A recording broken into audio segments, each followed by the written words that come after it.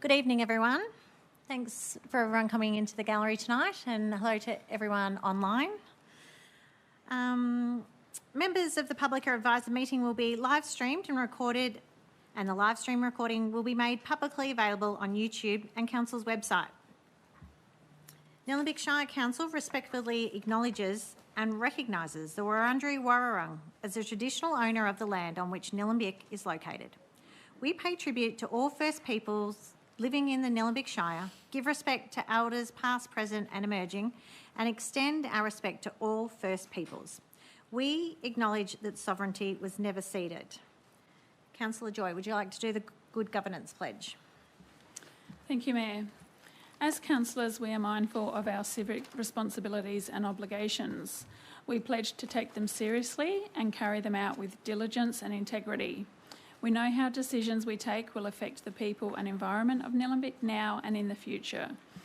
We undertake, therefore, to make sound and principled decisions of lasting value in a spirit of fairness and for the good of all. We also pledge to serve the needs and well-being of the community and the environment in an open and honest manner to the best of our abilities. Thank you. I'd like to introduce Lead Pastor Reverend David Sterry from the Vine Baptist Church. The Vine Baptist Church has been a part of the Eltham community for almost 40 years and the Hurstbridge community for 8 years, with both an Eltham campus and a Hurstbridge campus. The church provides opportunities for worship each week at two venues, Nyora Road, Eltham, and the Hurstbridge Community Hub, along with various activities for people of all ages, including playgroups, youth and young adults activities, both for church attendees and the wider community. It is actively engaged with the local community through involvement in areas such as the Wattle Festival, Christmas carols and community gift appeal, providing hampers for those in need across the community in partnership with the Lions Club. The vision of the Vine is for people to connect with God and others, to grow and to serve, and 20 life groups during the week provide opportunities for those who want to grow in or explore the Christian faith. Welcome, Reverend.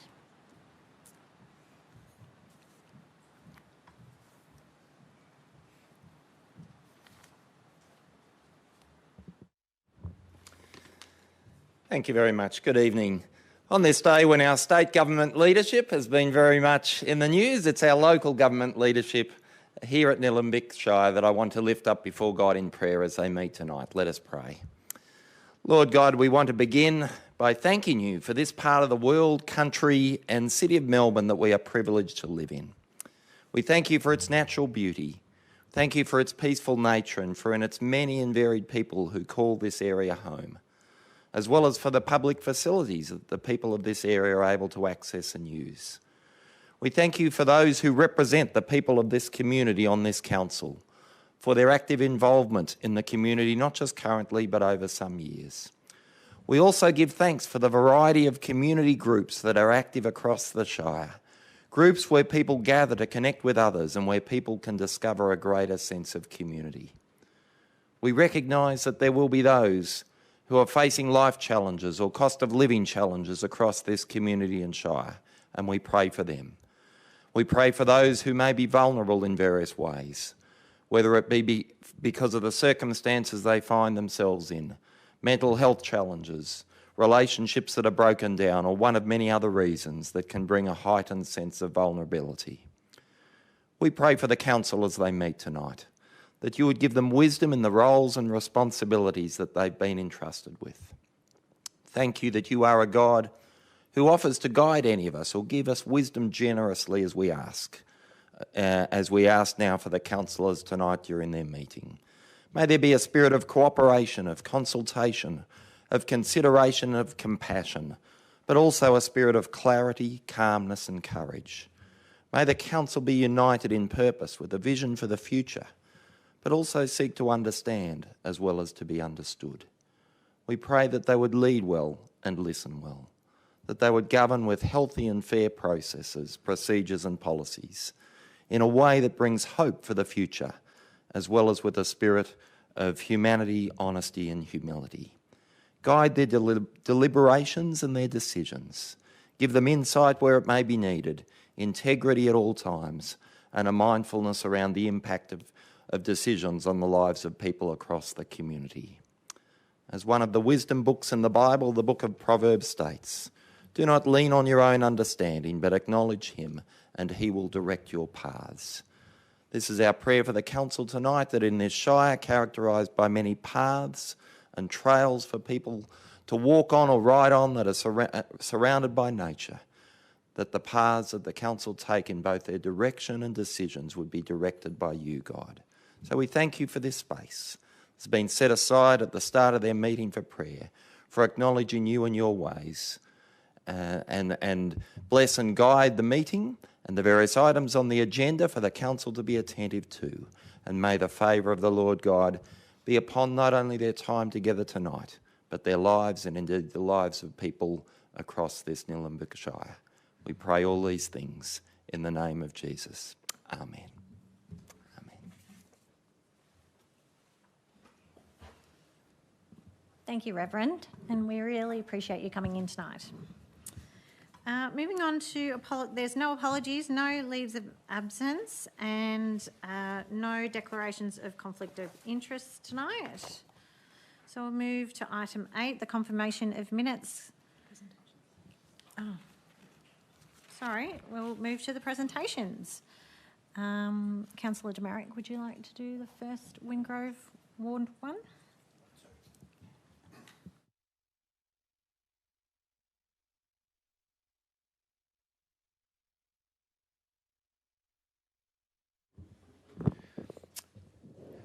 I'd like to take this opportunity to introduce you to Zoe Lewis from Wingrove Ward, who receives a $200 sporting grant in recognition of her selection to represent Victoria in both football and netball at the 2026 School Sports Australia Championships. Zoe is in grade 6 at Glencatherine Primary School and has earned selection in the Vic team squad following the highly competitive multi-stage selection. She will compete in the football championships, which start next week in Canberra, I believe, and the netball championships, which will be in Darwin in September. So I hope you've got a good water bottle for that one. Zoe's an active member of the Nillumbik sporting clubs, playing football in the ruck with the Eltham Junior Football Club, and with netball with the Diamond Creek Netball Club, where she's a goal defence, and she also represents the Wildcats in basketball, showcasing her talent and dedication across multiple sports, and her mum and dad's desire to support Bob Jane or wherever they buy their tyres. But so we congratulate Zoe on and wish her all the best in these competitions, and her proud parents as well, and we look forward to finding out more about your sporting pursuits in the future. So thank you, Zoe, and if we could just stand over here and have a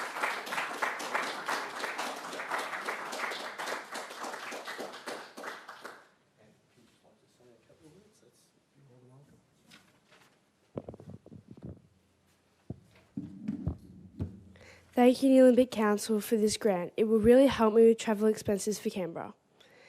I am really proud to be representing Glencatherine Primary School and Eltham Junior Football Club when I play for Victoria next week. Thank you.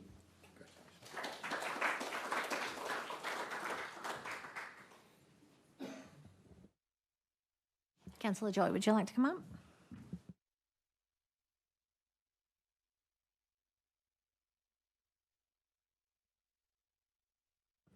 Ask Miller Colson to come up.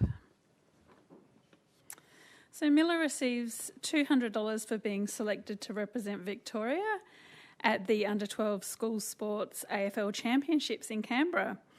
Miller's a grade 6 student attending Plenty Valley Christian College and plays football with the Eltham Panthers. Miller has shown outstanding dedication and commitment to the sport, so was thrilled to be selected for the Under-12 SSV team. She is a hard-working, enthusiastic athlete who genuinely loves every minute of playing football. Every minute! Miller also plays for the Eltham Wildcats basketball and also has done well recently with strong results in state level cross country, so well done. We congratulate Miller and wish her the very best for the competition and, of course, your future sporting pursuits.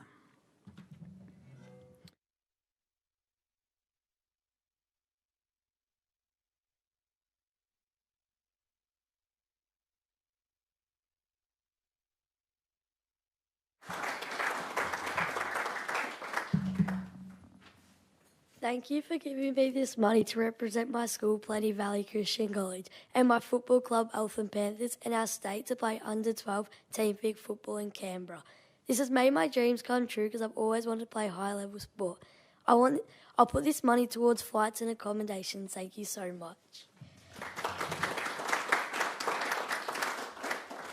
Councillor Cope.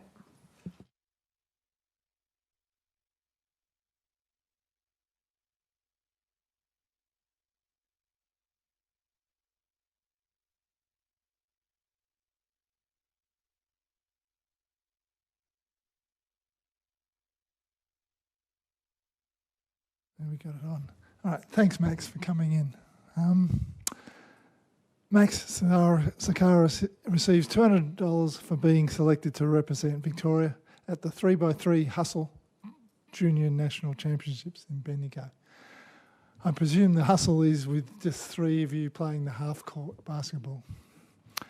Maximus competes in an A-grade domestic basketball with both the Eltham Wildcats Diamond Valley Basketball Association, and while also representing the Eltham Wildcats at a representative level.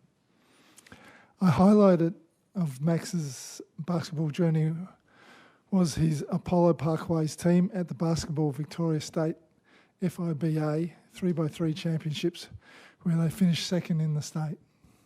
This achievement led to the team being selected to compete at the FIBA 3x3 National Championships, where they achieved an impressive 5th place.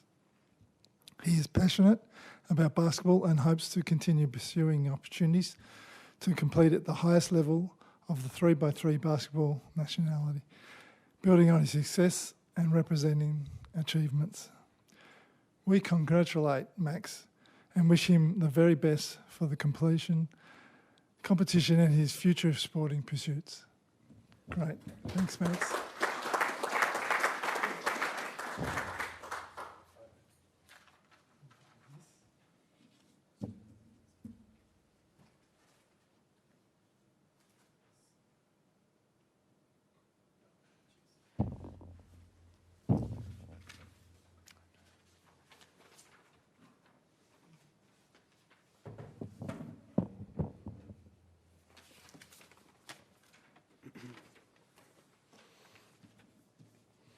Good evening, everyone. I'd like to sincerely thank Nillumbik Council for supporting me in my journey to the National 3v3 Basketball Championship. This opportunity has meant a lot to me. Through 3v3 basketball, I've discovered new pathways within the sport and gained experiences that have helped me grow both on and off the court. The fast-paced nature of the game has challenged me to think quicker, develop new skills, and become a more complete basketball player. The support from Nillumbik Council has played an important role in making this possible, and I'm incredibly grateful for the confidence you have shown in young athletes like myself. It's an honour to represent my community at a national level, and I look forward to continuing my basketball journey and making the most of the opportunities ahead. Thank you again for the generosity and support. I truly appreciate it.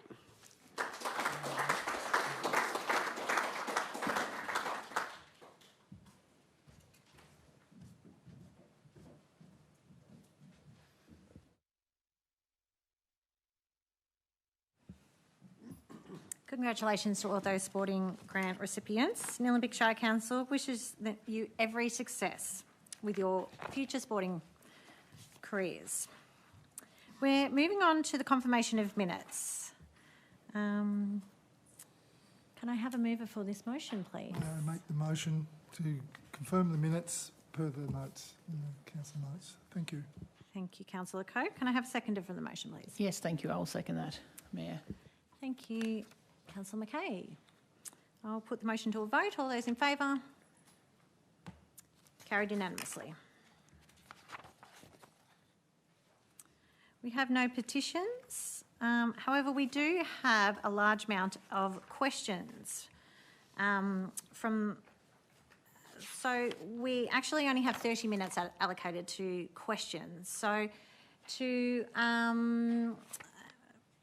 hasten it up a little bit and make sure we get through all the questions tonight, we will have the preamble up on the screen for anyone that wants to.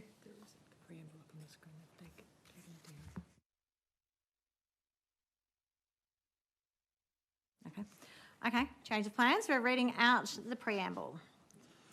So, Councillor McKay, would you like to read it out and I will do the answers? Thank you. I will do my best. So this is from Anne-Marie James.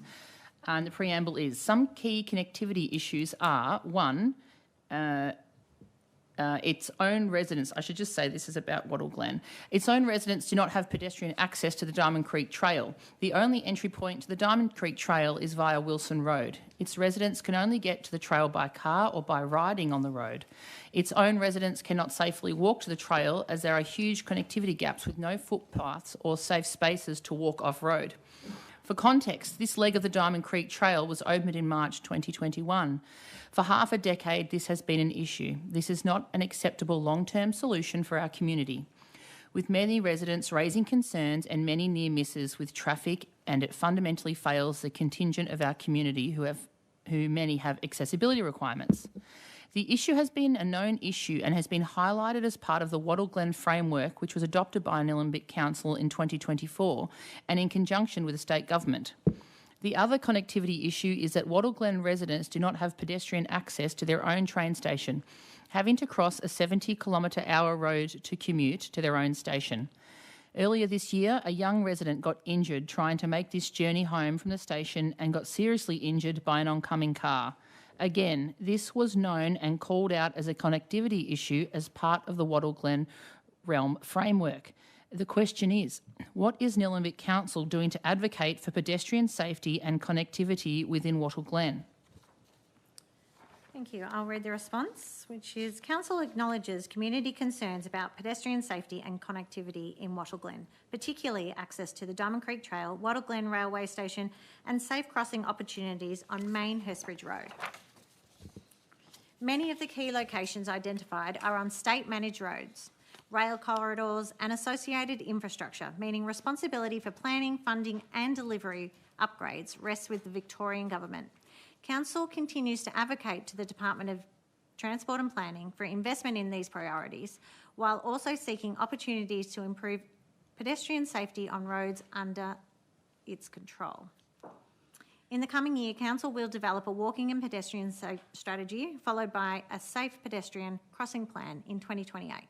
Together, these will strengthen Council's evidence base and advocacy for improvements across Nillumbik, including the known pedestrian connectivity and crossing issues in Wattle Glen, as identified in the adopted Wattle Glen Public Realm Framework.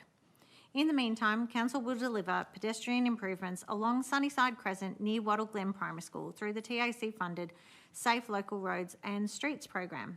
Council will continue to work with relevant state agencies and advocate for funding and action on the state-managed infrastructure needed to connect Wattle Glen safely and achieve the vision of the Wattle Glen Public Realm Framework. Question 2.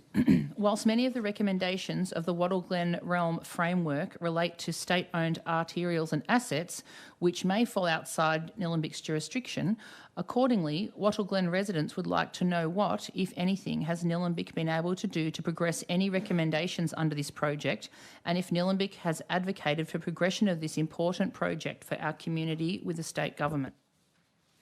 The response to this question is, since adopting the Wattle Glen Public Realm Framework, Council has used it to guide advocacy, strategic planning and future projects in Wattle Glen. Council's work includes ongoing advocacy and engagement with DTP using the Wattle Glen Public Realm Framework to improve state-managed road and rail infrastructure, completing its road safety strategy with a Shire-wide walking and pedestrian strategy to be developed next year, followed by a safe pedestrian crossing plan in 2027-28. These initiatives will strengthen Council's evidence base and advocacy for future investment, identifying pedestrian improvements near Wattle Glen Primary School, including works across Sunnyside Crescent through the TAC-funded Safe Local Roads and Streets program, Council acknowledges that progress has been slower than the community would like, particularly where delivery depends on state government action and investment. The framework remains an advocacy tool and will continue to guide Council's discussions with DTP and other agencies. Thomas Horn has submitted the following questions. My name is Thomas. I'm a local skateboarder who frequently uses Eltham Skate Park. Myself and many of the other locals have had some issues with the method of graffiti removal, particularly in the bowl features. The paint being used to cover up the markings has a glossy finish to it, making surfaces slippery for many weeks until it begins to weather. This is dangerous for users, renders parts of the space temporarily unusable, and may present liability issues. Question 1. Hence, if possible, could a different method of graffiti removal be used? It's a bit old, but the Nillumbik graffiti removal plan from 2019 notes high-pressure spray as a method that I believe would be better. Otherwise, the Public Skate Park Development Guide recommends bead blasting. I think the upgrade of the space in 2022 was a major win for the youth in the area and would love to see it performing at its full potential again. I will hold off reading out the web page there. The response to that is we understand the concern about the application of paint over graffiti, particularly within the bowl sections where maintaining consistent grip is critical for rider safety. While the low sheen paint currently used can initially feel smoother than the surrounding concrete, it generally regains an appropriate level of grip after a period of weathering. It's also important to note that graffiti itself creates inconsistent grip across the riding surface as different tags are applied using a variety of paint types and finishes. This can also affect traction and rider safety, making graffiti removal necessary to maintain the skate park. Alternative removal methods have been considered. Completely stripping the existing paint would remove the current coating, but would not provide an effective long-term solution for ongoing graffiti management. High-pressure cleaning can be effective in some circumstances, but is not always sufficient to remove graffiti from porous concrete surfaces. Similarly, lead blasting is generally not recommended for skate park riding surfaces, as it can erode and chip the concrete, leaving a rough, uneven finish that impacts both rider quality and the longevity of the skate park. Your suggestion of trialling a matte finish paint is appreciated. A test patch could be considered to assess whether it provides improved grip while still meeting the durability and maintenance requirements for graffiti management. Feedback from local skaters would be valuable in evaluating whether this offers a practical improvement over the current low sheen coating. Elsa Jackson, who may be in the audience tonight, the gallery, has submitted the following questions. We moved here knowing we are on a government road and would not have to pay road making. We are one of the first residents and had to pay to bring the power on our property, then other residents hooked up without paying. There is no water or gas supply. We pay our rates and the road is rarely graded now. When it was done regularly, the road was in good condition. The fact that most residents this end have tank water, which is contaminated by excess dust and dusty home living environment, we should be first in line to have this road made by government funds which you receive annually. Please review this matter fairly. The question is, if we are forced to pay for the road, will the other 10 residents from 30 to 40 get the road done on the free list as the time freeze is up on the 26th of the 12/26? The response is the provision of council funding is to seal Lorimer Road is considered under Council's Unsealed Roads Improvement Prioritisation Policy, which provides the framework for assessing and prioritising unsealed roads for future sealing and improvement by Council.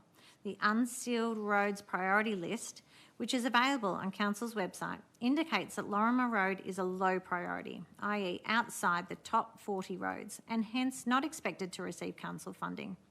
Should the special charge scheme proceed for the section of Lorimer Road between Reynolds Road and 29 Lorimer Road, then the northern section of Lorimer Road excluded from the scheme would be reassessed in accordance with the above policy. Any reassessment is not expected to be undertaken until 2027. Question 2. As we are on the free list in the future, there are a number of residents on tank water and this should make it a priority for health reasons. The The response is the sealing of Lorimer Road is not a priority for council funding considering the assessment criteria detailed in council's unsealed roads improvement prioritisation policy. One of the criteria relates to community requests for sealing and community advice in relation to safety and amenity issues. Whilst Lorimer Road may score relatively highly on this criterion, it scores low on multiple other criteria. Celine Rowan has submitted the following questions. Question 1. How will the wetland be protected from erosion, waste and other pollution produced by the building and using of the BMX park? These items will be considered and planned for during the continued planning for this project. The planning already includes the draft flora and fauna assessment and impact analysis, as well as the arborist report. Both are included in the tabled council report. Further environmental studies, as well as continually reviewing and updating existing plans, will guide the detailed design process and information to be included in council's planning permit application. Question 2. Has the council considered other areas for the BMX track? Following issues with the original project location at 145 Allendale Road, council officers assessed alternative locations against key requirements. To ensure that the project still responded to the removal of nearby informal community built-up jumps, the criteria for site selection included location within Diamond Creek, close to the existing informal community built jumps. In response to lessons learned from planning work completed at the original project location, the following site selection criteria was added. Outside the 1 in 100 floodplain, Melbourne water requirement, outside the 200 metre cultural heritage sensitivity buffer to avoid the need for a cultural heritage management plan. Only one council-owned and managed site met all 4 criteria. As a result, at the May 2025 council meeting, council endorsed Challenger Street Reserve as the new location for the BMX park. Nicola Thomas has submitted the following questions. Question 1. Has the council considered the biodiversity benefits of the Challenger Street wetlands and the potential revenue that could be derived from the nature repair market by conserving the valuable open space? Council has considered the biodiversity value of the Challenger Street wetlands during the planning and concept design stages of the project. Council is committed to protecting the ecological significance of the reserve, which includes complying with the requirements of the Environmental Significance Overlay Schedule 1. Council has not considered potential revenue opportunities through the nature repair market for this site. Question 2. Further to this, has the council considered the significant economic and use benefits of locating the BMX park within the former Pony Club precinct? Use of existing toilet infrastructure and the ability to create a junior BMX jumps and a senior jump site out the back would create co-benefits to existing council recreational infrastructure investment and save the council capital and operational costs. Following issues with the original project location at 145 Allendale Road, council officers assessed alternative locations against key requirements. To ensure that the project still responded to the removal of nearby informal community-built jumps, the criteria for site selection included location within Diamond Creek, close to the existing informal community-built jumps. In response to lessons learned from the planning work completed at the original project location, the following site selection criteria was added. Outside the 1 in 100 floodplain, Melbourne water requirement, outside the 200 metre cultural heritage sensitivity buffer to avoid the need for a cultural heritage management plan. The former Pony Club site, located on the eastern side of the Diamond Creek, just south of the Diamond Creek Regional Play Space, was discounted primarily as the area is located within the 1 in 100 floodplain, and the construction of any raised jumps would adversely impact flood levels in the surrounding area. Melbourne Water will not accept this outcome. Sarah Kilpatrick has submitted the following questions. I strongly support the provision of BMX jumps and active youth recreation spaces within our community. However, I am concerned about the suitability of the proposed site at Challenger Street Reserve. Question 1. Given that this parcel is understood to be subject to local and heritage overlays, can Council confirm and provide a complete environmental and cultural heritage impact assessment and indicate how these protected overlays will be legally and ecologically safeguarded if the project proceeds at this location? A planning permit is required for key elements of the project. The permit requirement is triggered under the Environmental Significant Overlay Schedule 1 of the Nillumbik Planning Scheme, which requires approval for buildings and works in areas with identified environmental values. A formal application will be submitted with all legislative required technical assessments. These will be made available during the public notice period. A cultural heritage management plan is also required for this project. It will be created in collaboration with the Wurundjeri Wurrung Cultural Heritage Aboriginal Cooperation and in line with current legislation. Julie Bradley has submitted the following questions. Question 1. The Diamond Creek dirt jumps were bulldozed in November 2021 with VicTrack stating that this was at the request of the Nillumbik Shire Council. Reference Elliott 21. These jumps were rebuilt by the community and continue to be enjoyed by riders. If the BMX jumps and community recreation park proceeds at the Challenger Street Reserve, yet riders continue to utilise the dirt jumps, how can the community be certain that the council will not intervene again to initiate the destruction of the dirt jumps? There's a reference there I won't read out. The response is the site of the community-built BMX jumps in Diamond Creek is owned and managed by VicTrack. As a result, Nillumbik Shire Council is not currently involved in any discussions or planning for the current or future use of that site. Question 2. In the officer's report, item 12 for the meeting agenda for this evening, it is acknowledged that there were 343 Participate Nillumbik survey responses received in relation to the BMX jumps and community recreation park, with 82% of responses suggesting strong support from the wider community. The report states that 12 people presented at the Planning and Consultation Committee on 11th of November 2025, the majority of whom were against the site choice, the inference being that more people are in support of this site than not.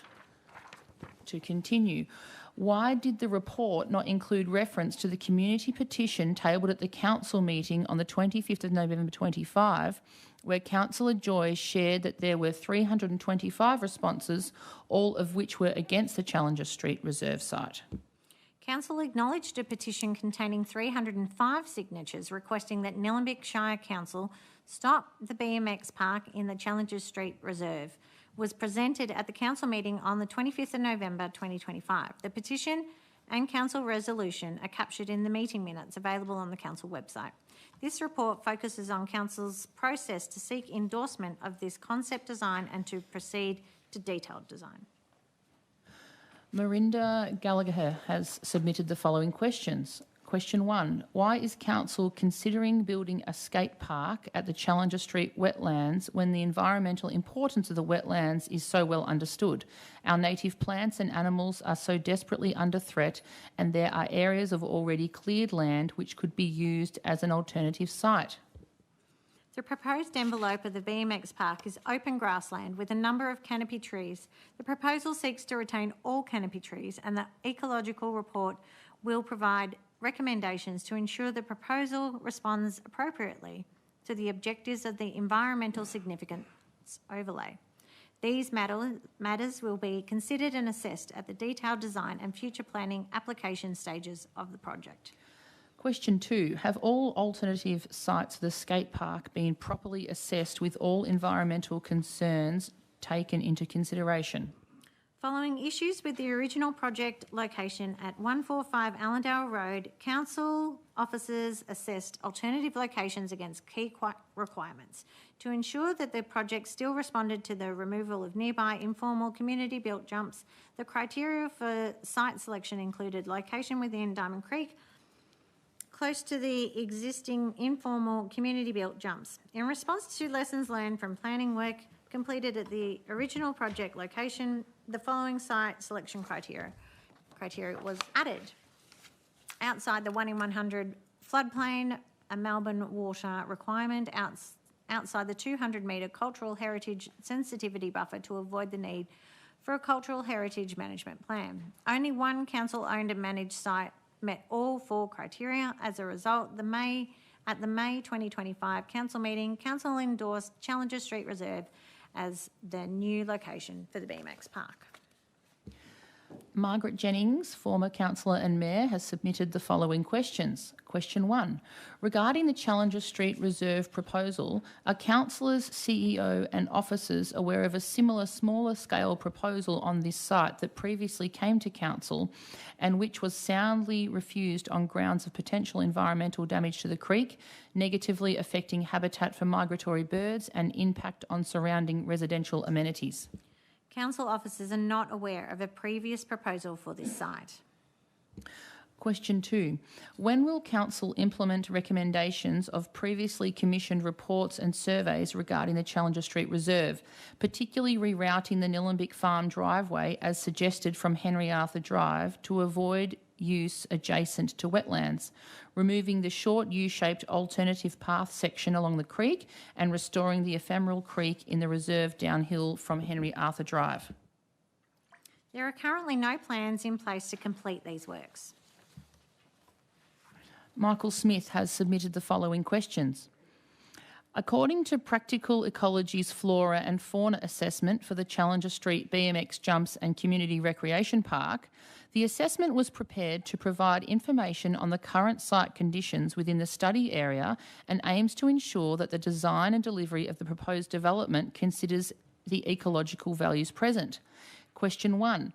Given this stated objective, how does the fauna component of the assessment meet this requirement when it focuses almost exclusively on listed threatened species with little or no consideration of regionally rare or ecologically significant indicator species such as the azure kingfisher that also contribute to the site's biodiversity values? Prior to undertaking field assessments, Practical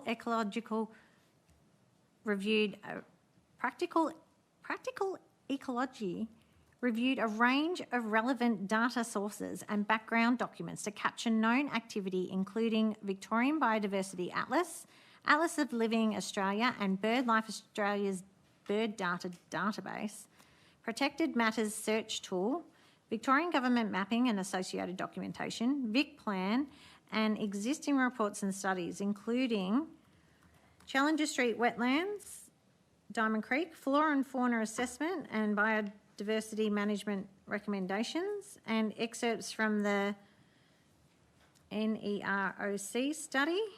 Species reported by community members have been provided to Practical Ecology for consideration in future revisions of the assessment. Officers will also advise Practical Ecology of the potential presence of the azure kingfisher within the activity area. Question 2.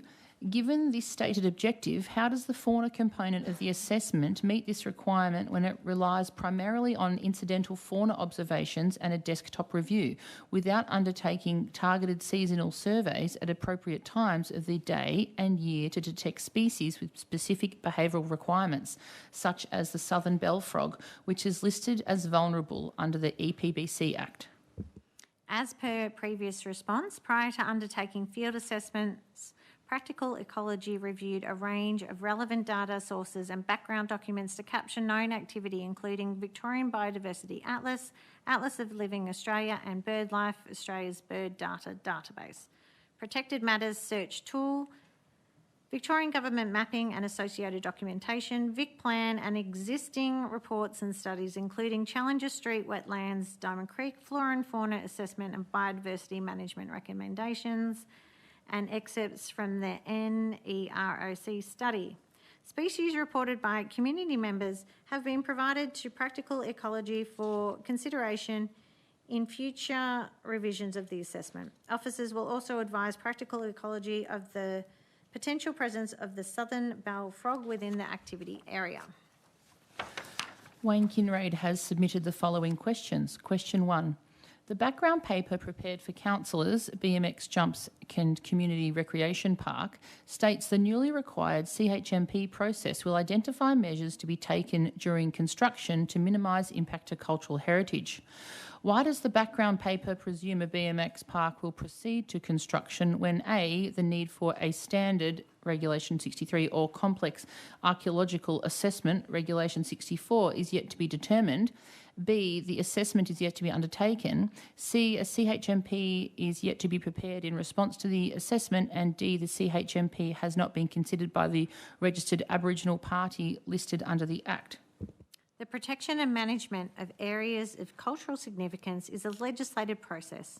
Council has begun and is committed to working collaboratively with Wurundjeri Wurrung Cultural Heritage Aboriginal Corporation to develop a cultural heritage management plan for the construction of this project. Question 2. The vision contained in the Nillumbik Shire Council Draft Reconciliation Action Plan states that Council is committed to care for the beautiful lands we call our home. How will councillors reconcile their public commitment to caring for country with support for a process to construct a BMX track on an area of land only recently identified as containing Aboriginal artefacts registered under the Aboriginal Heritage Act? A cultural heritage management plan will be prepared in collaboration with the Wurundjeri Wurrung Cultural Heritage Aboriginal Corporation. This plan will ensure that construction on the site would be managed in line with all relevant legislation, and the management of artefacts would be done so with care and due diligence.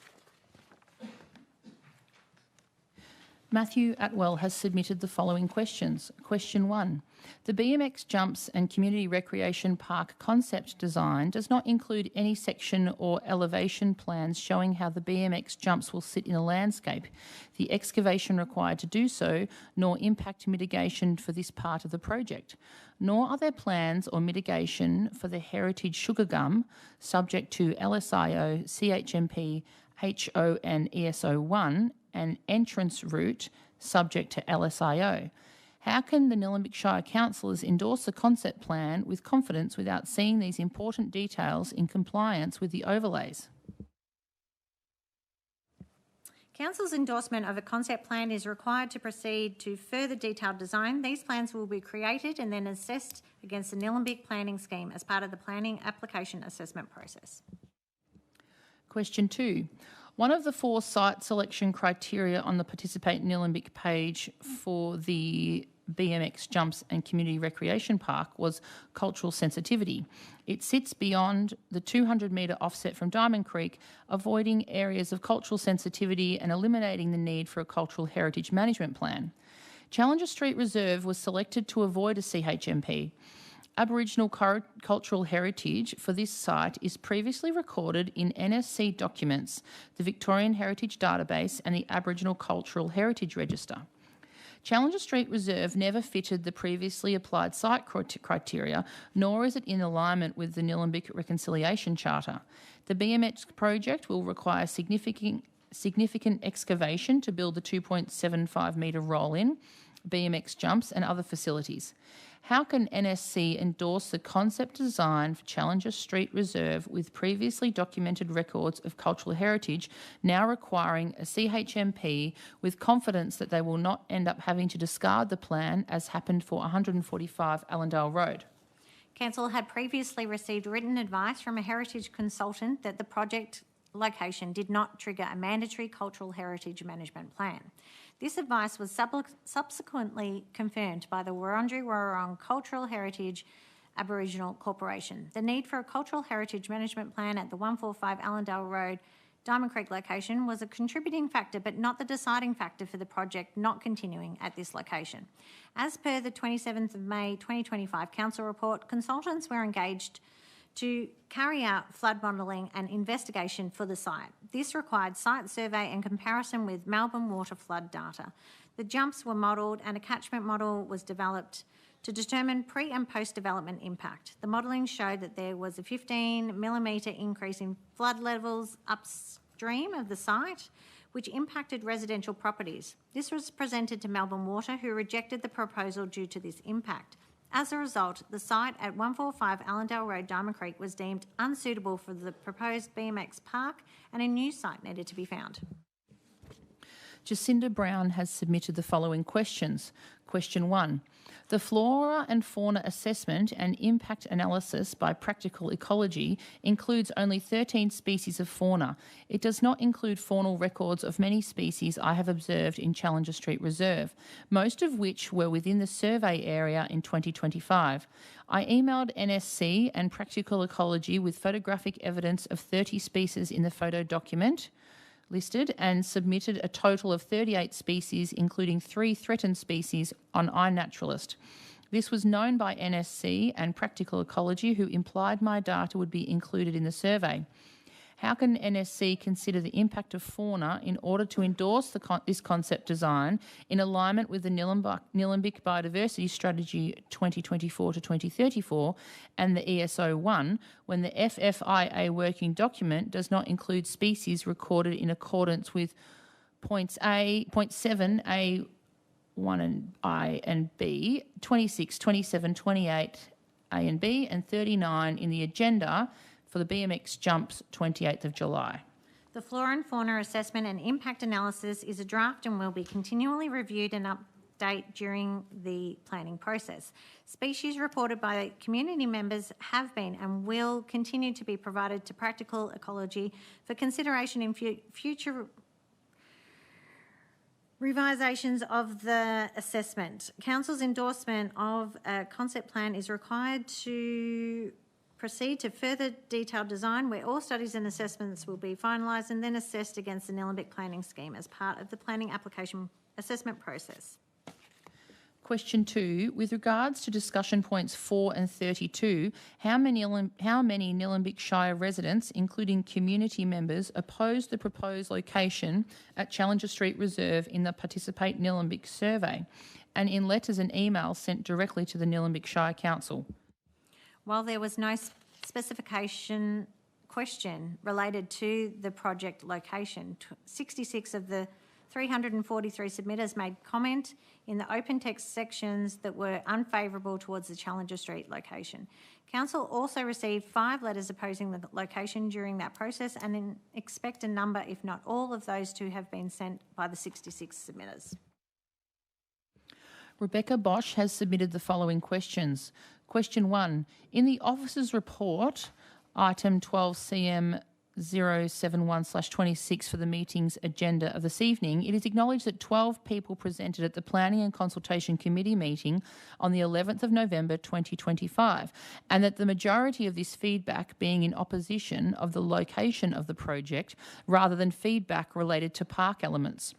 The participant Nillumbik survey did not provide the opportunity for feedback on the chosen site. Why does the officer's report neglect to mention that community members were given no direct opportunity by council to voice their opposition to the Challenger Street site other than in the 11th of November meeting? The community consultation highlighted in the report during October 2025 focused on specific elements within the park rather than the project location. The project location was already adopted by Council at a prior meeting on 27th of May 2025, in line with the criteria previously shared. As such, there was no question regarding location. The project will require a planning permit to be issued before any works can proceed. As part of the planning application process, the community will have an opportunity to lodge an objection or a submission during the public notification period. Question 2.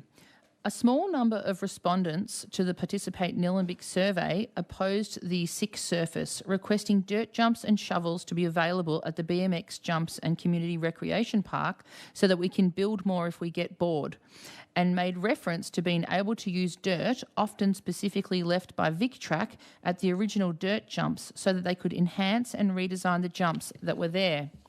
What will the consequences be for people who destroy the wetlands and surrounding areas of Challenger Street Reserve in an attempt to modify the jumps? Any persons found responsible for destroying wetlands and surrounding areas at Challenger Street Reserve or anywhere within Nillumbik Shire Council would be committing an offence under the Nillumbik General Local Law. A notice to comply and/or an infringement notice may be issued. The consequence of failure to comply with a notice to comply is 3 penalty units, approximately $630. and an infringement for undertaking unauthorised works or interfering with council land is 4 penalty units, approximately $830. Council may take further action, including referring matters to the court for prosecution. Now, we are out of time, but we've got one more question to go, so I will allow this one question to proceed. James Morrison has submitted the following questions. Question 1. While acknowledging that the proposed BMX track site falls outside the Aboriginal cultural heritage overlays, documentation recently submitted to Council demonstrates that the Challenger Street wetlands geographically intersects the original course of Diamond Creek and are therefore of cultural significance to the Wurundjeri people. Given this evidence, can the Council articulate how it views its ethical responsibility to consult with the Wurundjeri Woi Wurrung Cultural Heritage Aboriginal Corporation on this matter, to remain consistent with the vision of its reconciliation plan, which states, through connection and genuine partnerships, we embed First Nations voices into our decision-making? Council had previously received written advice from a heritage consultant and the project location did not trigger a mandatory Cultural Heritage Management Plan. This advice was subsequently confirmed by the Wurundjeri Wurrung Cultural Heritage Aboriginal Corporation. Following that advice, the presence of artefacts on the proposed site has been confirmed and as a result, a Cultural Heritage Management Plan is now required. A Cultural Heritage Management Plan will be prepared in collaboration with the Wurundjeri Wurrung Cultural Heritage Aboriginal Corporation. This plan will ensure that any construction on the site would be managed in line with all relevant legislation and the management of artefacts would be done so with care and due diligence.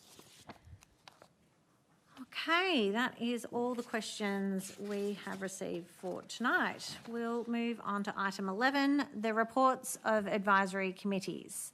Can I have a mover for this item, please? Councillor Joy? Yes, I'd like to move that Council note the minutes of the advisory committee meetings reported at attachment 1. Thank you. And a seconder? Please, Councillor Coe. Councillor Joy, would you like to speak? Yes, thank you.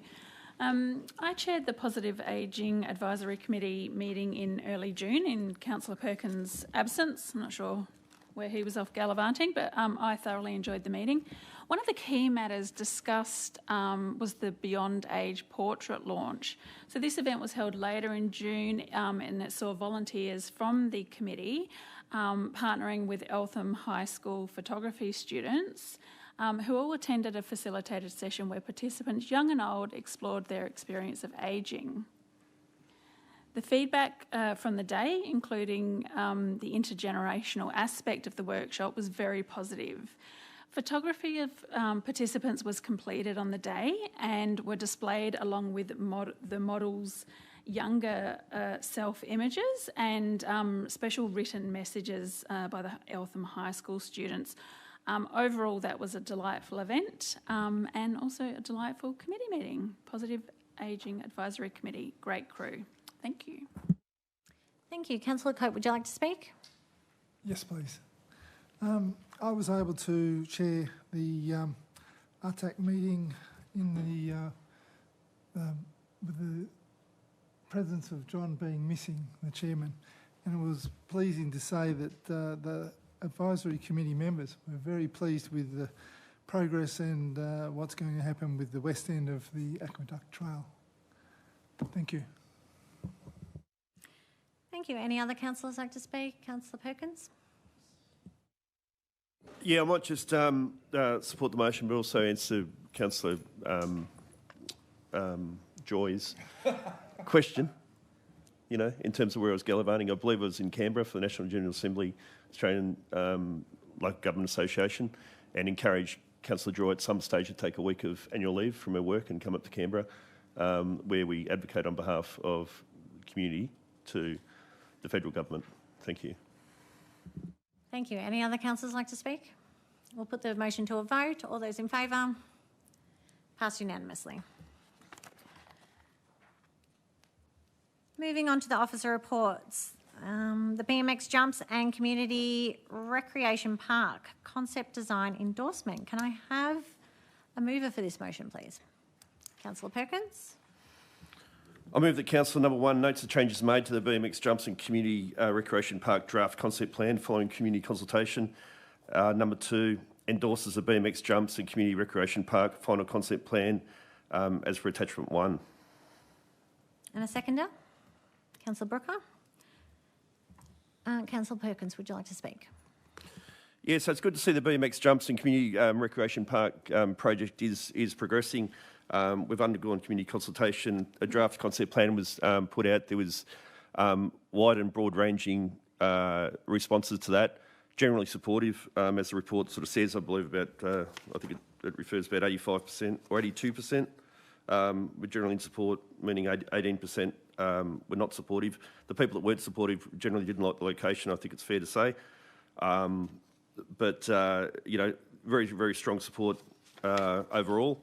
There were a lot of things that were changed as a result of the consultation. The report goes through that. It talks about 83% of the respondents supported the use of a SIG surface.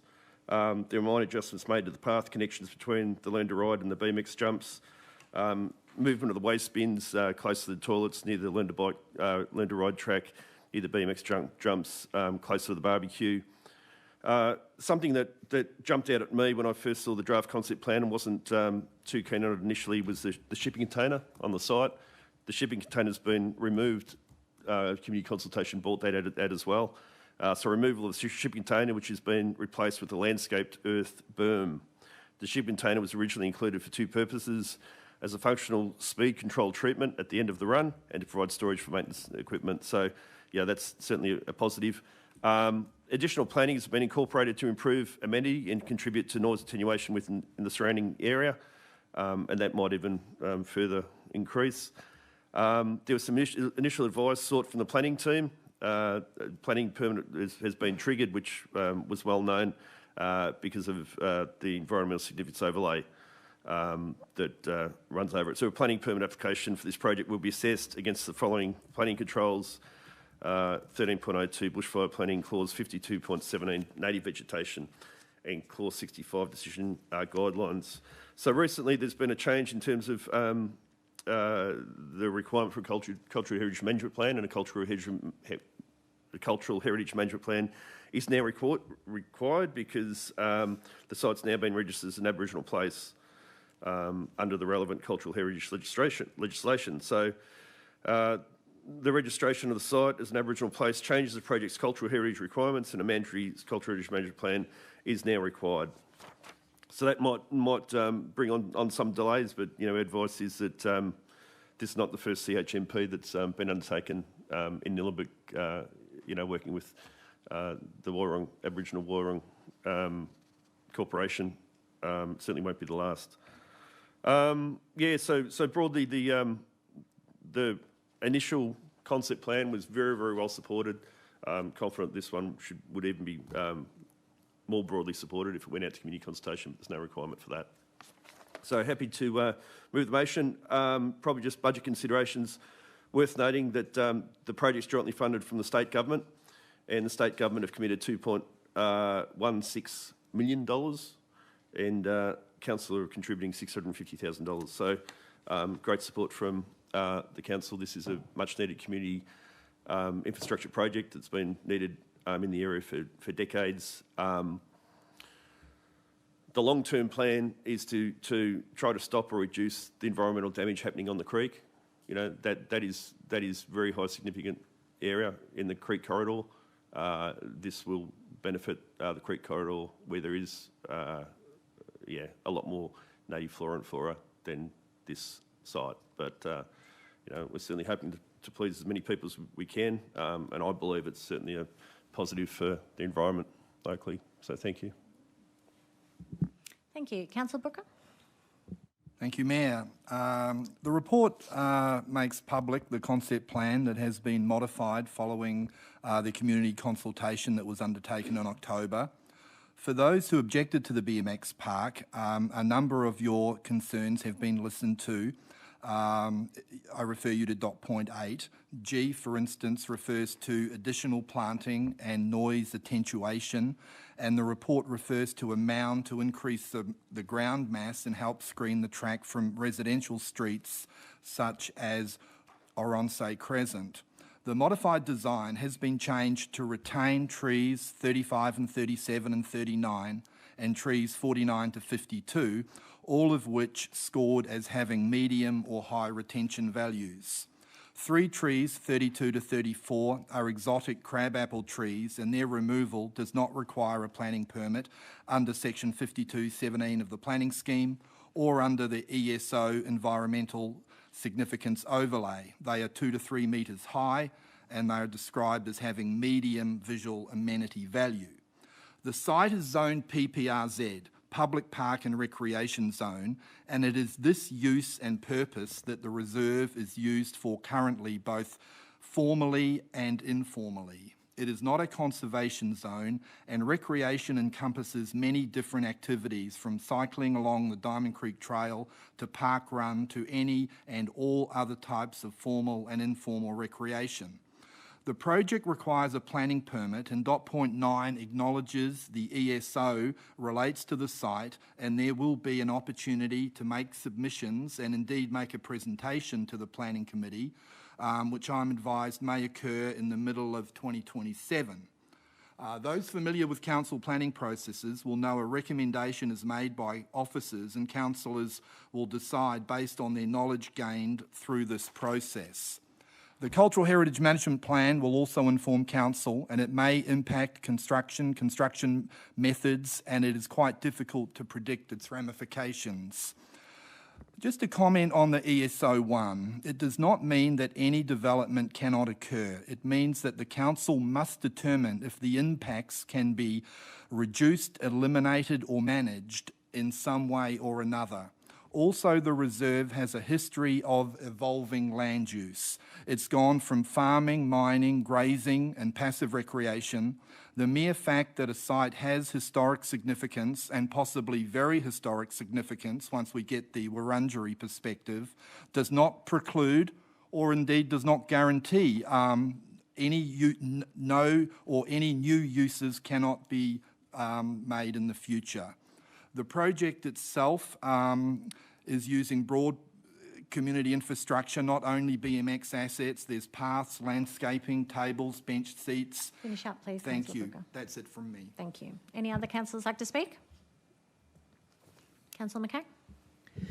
Councillors have a recent discovery of Aboriginal artefacts found near the proposed site at Challenger Street Reserve. We know the Wurundjeri have been in the Nillumbik local area for tens of thousands of years. This was a pleasant and unsurprising discovery.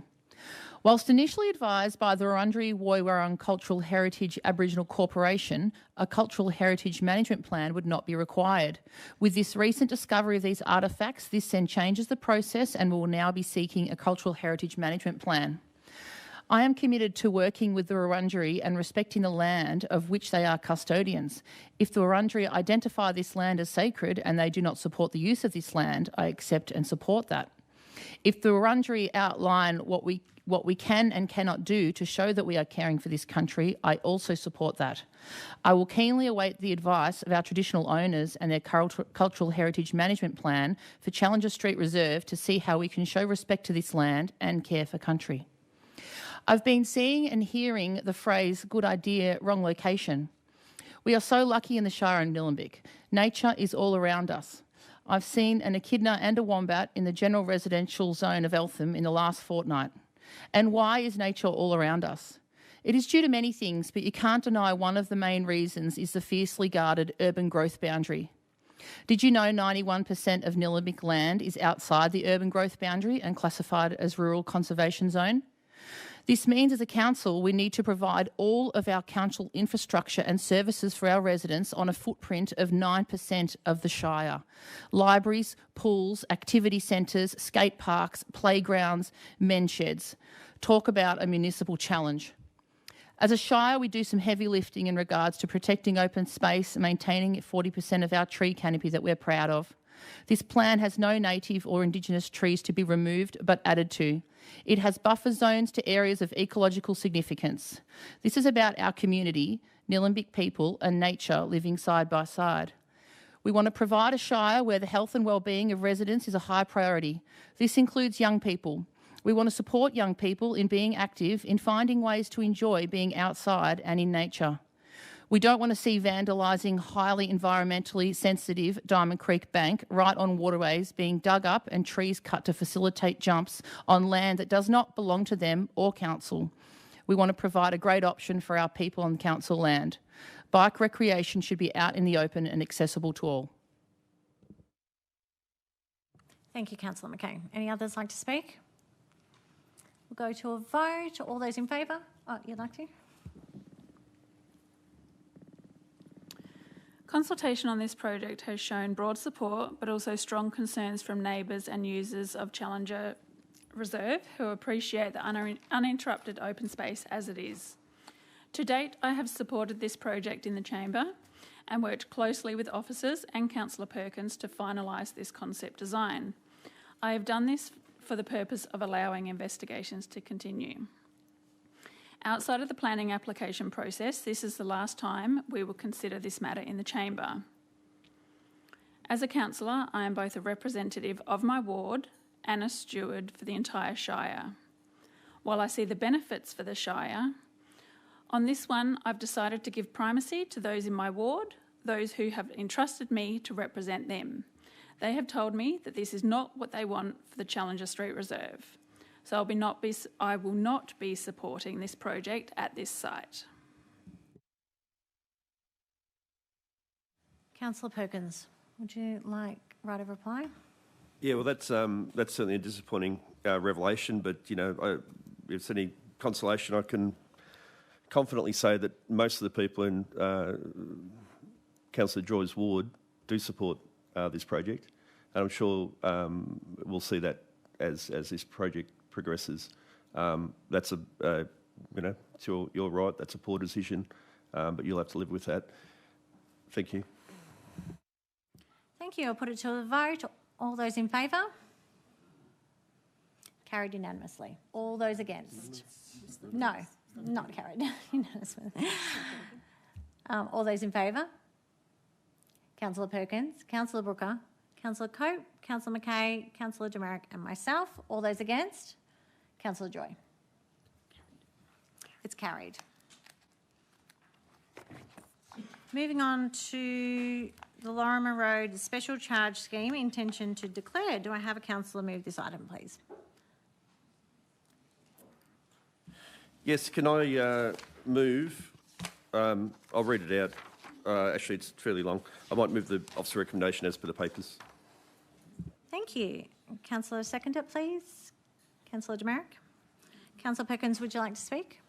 Yeah, Lorimer Road, I've certainly been on council many years. This has been a project that's been ongoing for at least 10 years that I... Excuse me? Okay, see ya. Even me. Good night.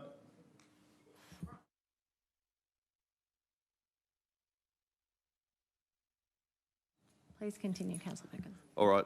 Sorry about the interruption. I'll continue. Lorimer Road, the special charge scheme for Lorimer Road has been requested by the residents there for many years. I certainly can testify to that personally. I know people who live in Lorimer Road. It's gone through a couple of iterations, didn't get the initial support it needed to progress. So a smaller section of the road is the current scheme, and it has got the required support, which is really a minimum of 50%, but it's got to 65%.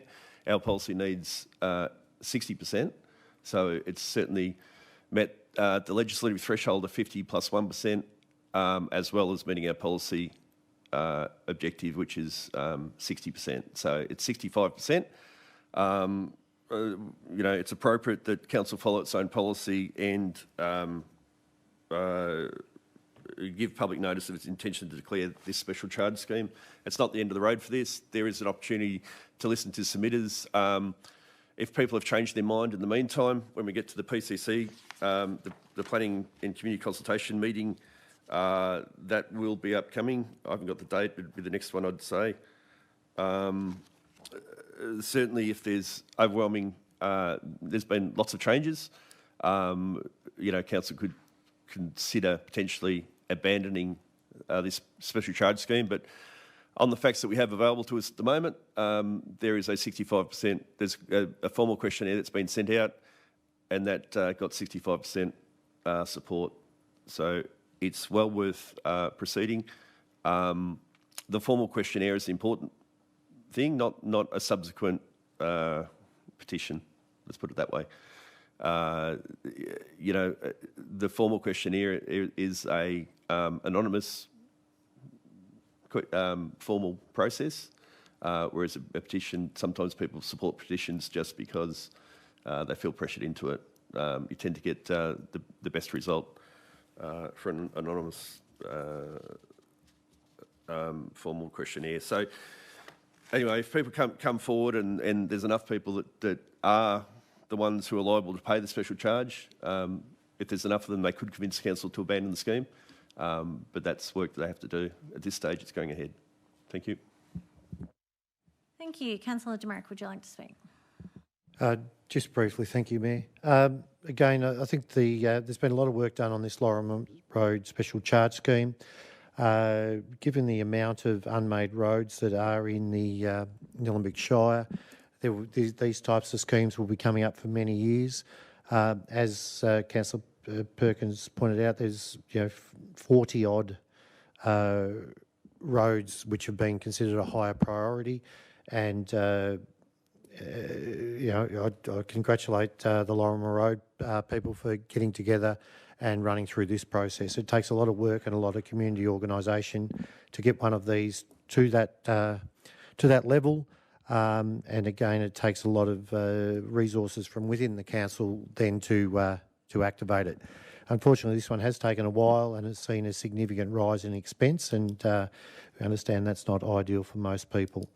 We look forward to hearing from the community at the next PPC meeting, and we will hear exactly where it is, and we'll come back to council when and if we do decide to move on with it. But we are looking forward to hearing from the public on it. Thank you. Thank you. Any other councillors like to speak? Councillor Brooker? I would just like to say, Councillor Perkins is quite right. I think the formal questionnaire results, the council needs to look at them, and they pass the threshold for passing the scheme. At the same time, we've received some information whose, I guess, authenticity, and that's where I will leave it, probably a question. So I think it is important for this Planning and Consultation Committee coming up that we do get a clear direction from the residents of Lorimer Road as to what their views are about this project. Thank you. Thank you. Any other councillors like to speak? I'll put the motion to a vote. All those in favour? Carried unanimously. Moving to the next item, Connected Nillumbik Festival and Event Program. Can I have a councillor move the item, please? Thank you. I'm happy to move that as per the papers, Mayor. Thank you. And a seconder? Councillor Brooker? Councillor McKay, would you like to speak? Yes. This is the reviewed, new and improved Triennials Festival. So this was presented to council over a year ago. Through the auditing process, we thought it could be fine-tuned a little bit more for transparency, fairness, and weighting, and this is to make sure that it is recognising historical significance of an event, also the location, making sure there's fair distribution with population also. So this was re-looked at. So I just want to thank our event holders while we had time to work through this. We just extended their current arrangements for a 12-month period so we could get through this. And yes, very happy to present this tonight. So we've added some budget to it, a further $30,000 to go from $320,000 per year to $350,000 per year. And I think the other thing to mention is that there will be an internal audit assessment panel, and that's another major change to this policy. So, yes, implore you to vote for it. The festivals in this shire are enjoyed by so many residents, also many people coming from the outside. We've got the Diamond Creek Festival coming up, we've got the Hurstbridge Wattle Festival, and they just keep rolling on as the year comes through, and it's what makes living in Nillumbik something fantastic that we all enjoy. So very happy to put this forward. Thank you. Councillor Brooker? Yes, I agree with Councillor McKay. I think in terms of touch points with the community, the festivals that we run probably reach, the greatest number of people, and you get the greatest feedback as a councillor probably from those events. So it is a sensitive area for councillors. To drill down into the many pages of the event program guidelines and the assessment guidelines and the overarching community grants policy, terms and conditions, I think dot point 8 of the officer report summarises them succinctly. Major changes are for an internal assessment panel of senior officers across various council departments will be assessing applications. Consistent with the VAGO report of 2022, where its findings were councillors are separated from the assessment panel and making funding recommendations, save making decisions around the total budget envelope for events, which recommendation 5 allows for, has been said, an increase from $320,000 to $350,000. So officers will do the assessments, but importantly, individual officers who may assist or advise community groups on applications will not sit in judgment of them. That will be officers across the very broad range of council activities. This is a good model in the sense the officers are necessarily across the detail of the various of the council plan, the council health and wellbeing plan, various other policies of council relating to inclusion, climate, sustainability, environment, and be able to assess applications looking through an informed lens.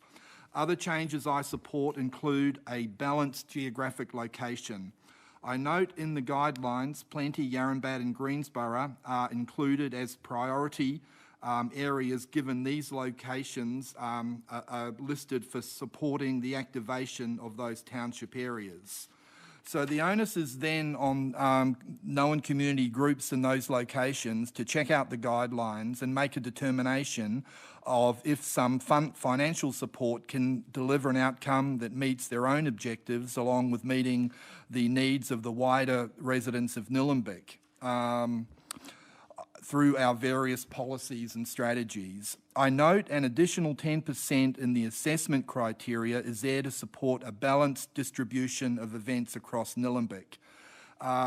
This has to be, I think, set in the context at the same time, the issue of trying to continue the historical success of previous festivals and continuing them, and at the same time trying to introduce some innovations and some new festivals possibly in these new locations. Thank you. Thank you, Councillor Brooker. Any others like to speak? I'd just like to really thank the officers on this and show my appreciation. They've done a comprehensive review of the triennial festival and event program to better reflect its purpose of supporting events that strengthen community connection, inclusion and resilience across Nillumbik, and renaming it to the Connected Nillumbik Festival and Event Program, I think is fitting. So thanks very much for all your work on this. We'll put it to a vote. All those in favour? Carried unanimously. Moving on to the Community Assessment Panel 2027-2028. Can I have a councillor move this item, please? Yes, Mayor, I'd like to move the item. Thank you, Councillor Demarik. As per the papers? Sorry, as per the papers, thank you. Thank you. And a seconder? Yes, ma'am. Councillor Coe. Councillor Demarik, would you like to speak?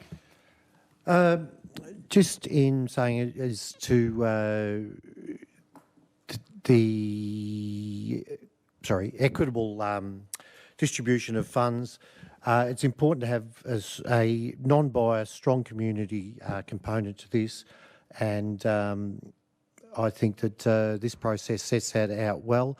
I know there are other councillors that have a differing opinion, but I think this process sets it out well. I think that it has been successful and will continue to be. So that's pretty much it in a nutshell. Thank you. Thank you. Councillor Cope? No? Any other councillors like to speak? Councillor Brooker? Yes, I'd just like, I agree with Councillor Demerick. This is a good process to assess community grants and advise on the winners of the Nillumbik Community Awards, but an even better process is an option B. And in option B, you have a hybrid system of the community panel and council officers collaborating and deciding which grants and what the winners will be. So I think further to my previous comments, I think that this is being consistent with that. There's some other things that have to be done. The panel will have to follow the same conflicts of interest as councillors, declare any connections to applicants prior to each assessment, all those types of things.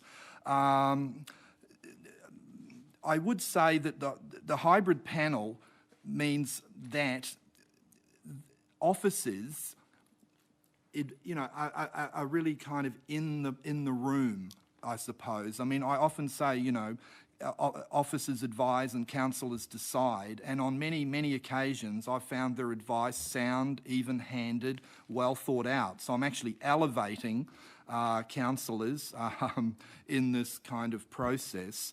I like to think that I apply my own critique to that advice and then include my own perspectives and community perspectives and arrive at a decision. And I would say it's not as easy as it looks, reaching decisions, but I would like personally not to be kind of operating in a vacuum and having to make decisions for the Nillumbik Community Awards and the Nillumbik Community Fund without any, I'll call it independent expert advice, which is what we get at Nillumbik as a councillor. I want to kind of move that system into this process as well. The nature of that advice is context, background, and I think I can reach better decisions personally than I would otherwise. So ultimately, the hybrid panel will use its best judgment in making decisions, officers and councillors, so that's certainly elevating officers in my view, but sound decision making means using your own understanding, perspectives and testing those against specialist local government knowledge and specialist subject knowledge. That's all. Thank you. Thank you. Any other councillors like to speak? Councillor McKay. Yes, I just wanted to say I'm in support of option A. I think it's really important to keep community members in the heart of some of these decision making. And when we talk about independent expert advice, these are community members that are selected based on merit, skills, expertise and a well-developed understanding of Nillumbik's local communities and diverse community groups. And they're also, their diverse representation of perspectives and backgrounds is considered. They also go through thorough training, and part of the process includes independently reviewing and scoring applicants against an agreed criteria, providing comments and then participating in a panel discussion. So it's already very robust, and it's just a great opportunity for community members to decipher community awards and community funds. And we saw some great community funds given out a few months ago, and it was absolutely delightful to think that they were selected by their peers. So they go through code of conduct, conflict of interest and confidentiality and privacy training, and I just think this is already a great process, and I'll be voting for option A. Councillor Perkins. I'll be supporting I'm supporting Councillor Brooker's argument, basically that I think option B is a better model. The community assessment panel depends totally on the quality of the people who apply for the panel. The panel will be filled regardless of the quality of applicants. I would much rather have a hybrid where there's some officer involvement there as well, where council has, at least, you know, through our CEO, we've got some input into who is on staff, and that we're talking about senior staff that would be part of the hybrid model. I'm just a bit more comfortable having a bit of a mix than just 100% community. It's very, very hard. You know, Councillor McCabe, you know, I think she talked about thorough training. You know, certainly not as thorough as the training undertaken by staff, and I think the hybrid model is a lot better. But that doesn't look like it's got the numbers, and I accept that. But I think Councillor Brooke has made some good points. Have seen community panels work and sometimes not work in the past at Nillumbik. There's been some very large and expensive ones that haven't functioned terribly well, and I think one was around the Greenwich Management Plan.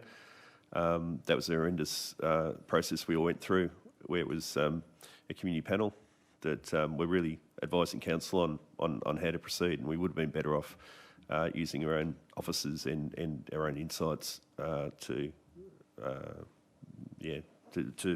rely on that advice. But yeah, so I won't be supporting this motion. Thank you.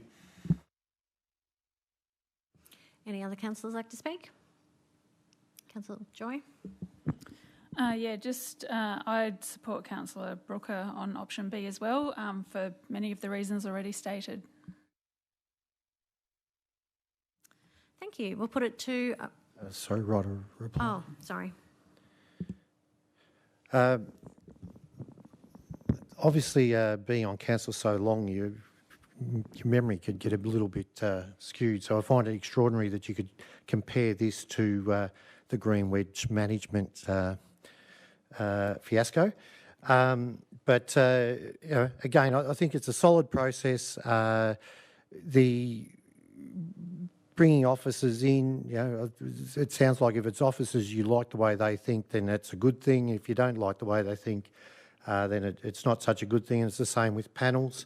We're all here to have a process which you can hold up and say clearly, here is the process. If you want to be successful at this, work your way through the process.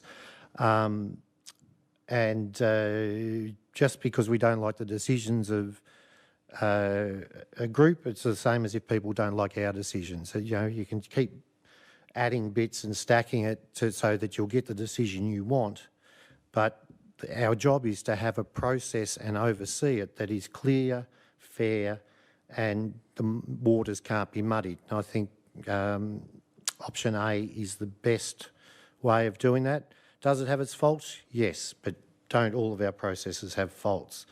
Our option is to give people the best information we can, the best support to make information, and then it's brought to us.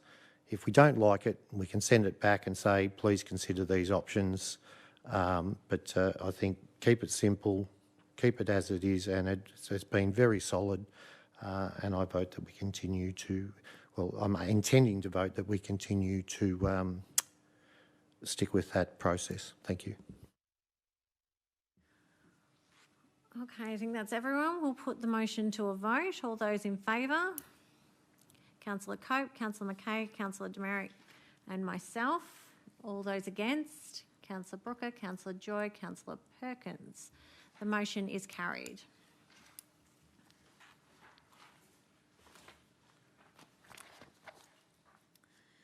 The next item is the sale of properties for unpaid rates policy.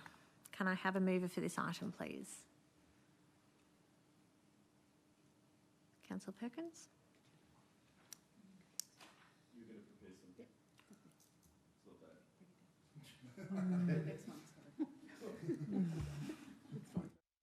Right, okay, thank you. I move that Council endorses the draft sale of properties for unpaid rates policy, attachment 1, for community consultation and public exhibition in accordance with Council's community engagement policy. 2 notes of public exhibition of the draft.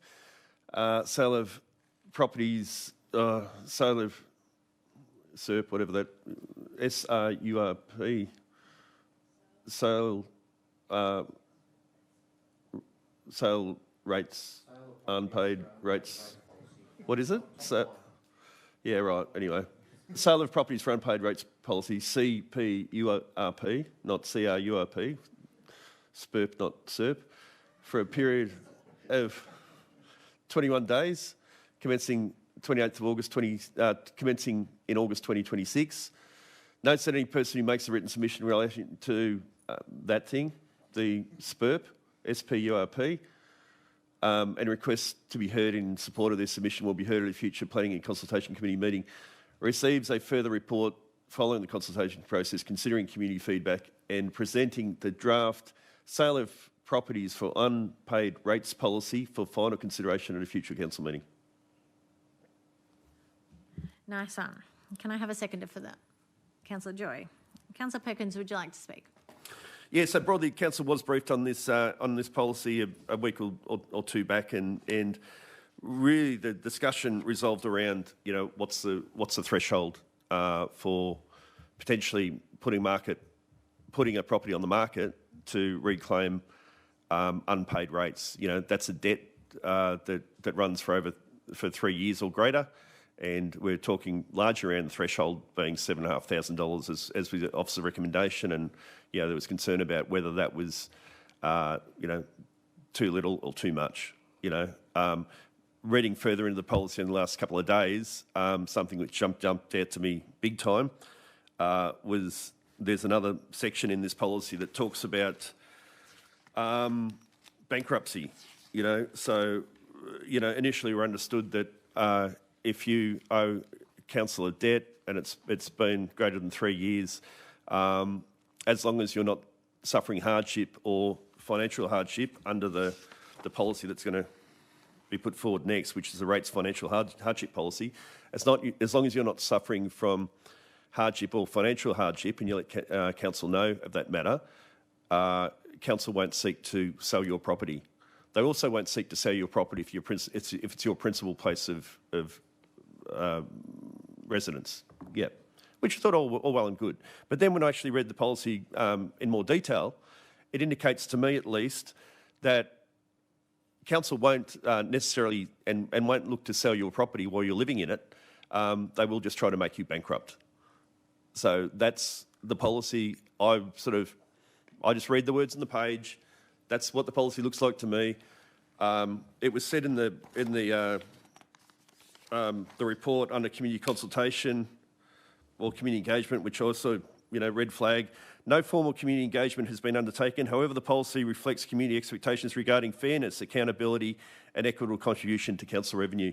There aren't a lot of people who engage in our community engagement, but we hope that we do get a few people who do have a look at this policy and let council know if you have any concerns. I certainly have some, and would certainly like to have people in the community to have a good look at this. I think it's a very significant policy.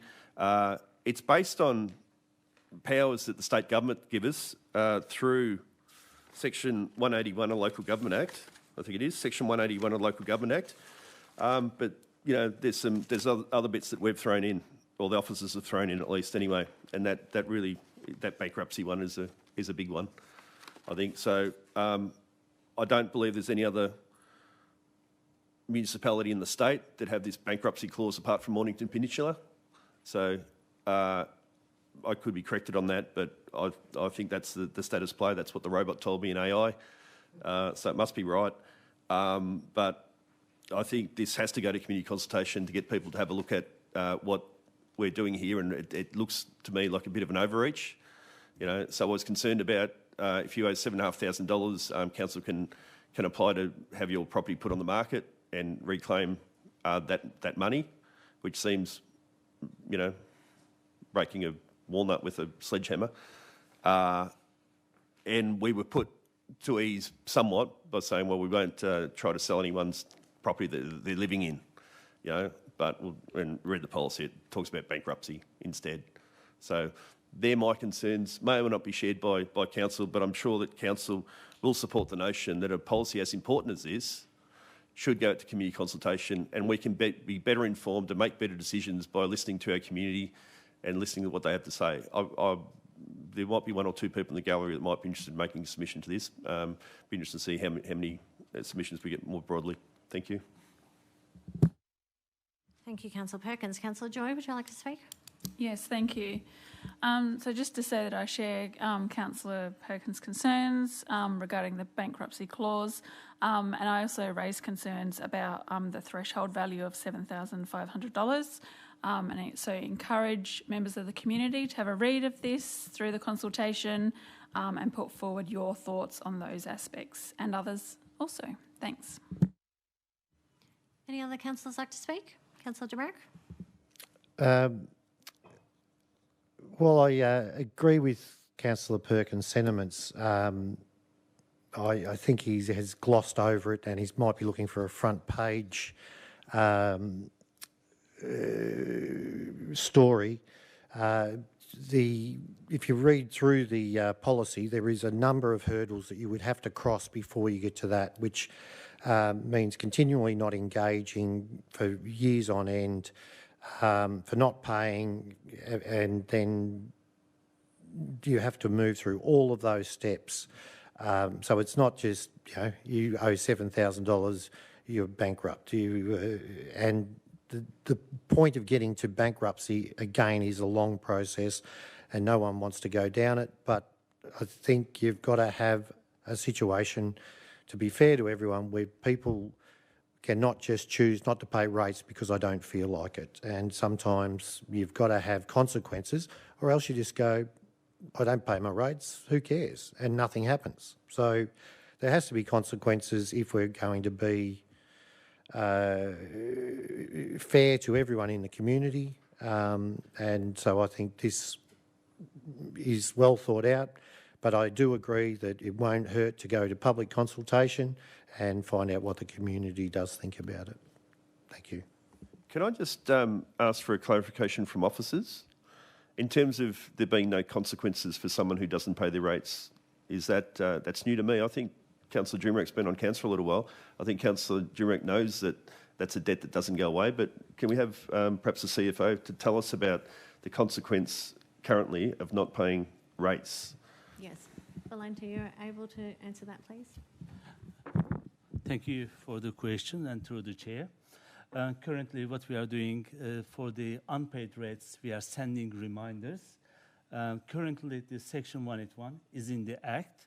We haven't enacted yet. So with this policy, we are making a bit more clear some of the consequences if you do not engage with the council, if you don't apply for the financial hardship. So there are a number of options. Council can recoup the unpaid rates. Just to clarify, I think my question was more in line of what's the consequence of not paying rates currently, and I'm thinking about a bill that continues to grow with interest and that sits on your property. It doesn't go away. That's correct. The rates are property charges and it sits on the property. And if you at some point choose to sell that property and there's still a debt owing to council, is council paid out even before the bank? That's correct. Before the settlement, yes, the council received the unpaid rates. Yep. And if I choose not to pay any of it before I die, so I can not pay rates until I die? Thank you for the question. Unless the council applies Section 181 or the property changes hand, council cannot recover the unpaid rates.